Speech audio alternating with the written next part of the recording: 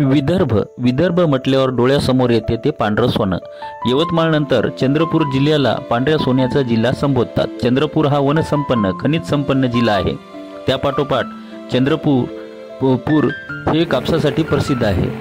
कापूस हे येथील प्रमुख पीक आहे। खेड्यापाड्यातील वाडी तांड्यातील लोकांचे जीवन हे शेतीवर अवलंबून आहे। ही परिस्थिती चंद्रपूर जिल्ह्याची आहे। दसरा गेला, दिवाळी गेली, आता नोव्हेंबर उजडायला लागला तरी पाऊस काही कमी व्हायचं नाव घेत नाही। बळीराजाच्या जीवावर आसमानी संकट वेधलं आहे। संपूर्ण हंगामी पिके अतिवृष्टीमुळे शेतकऱ्याच्या हातून गेली आहेत। आता उरला सुरला कापूस वेचणीला आला। ऐन वेचणीत सततचा पाऊस पडत असल्यामुळे कापूस वेचायला अडचण येत आहे।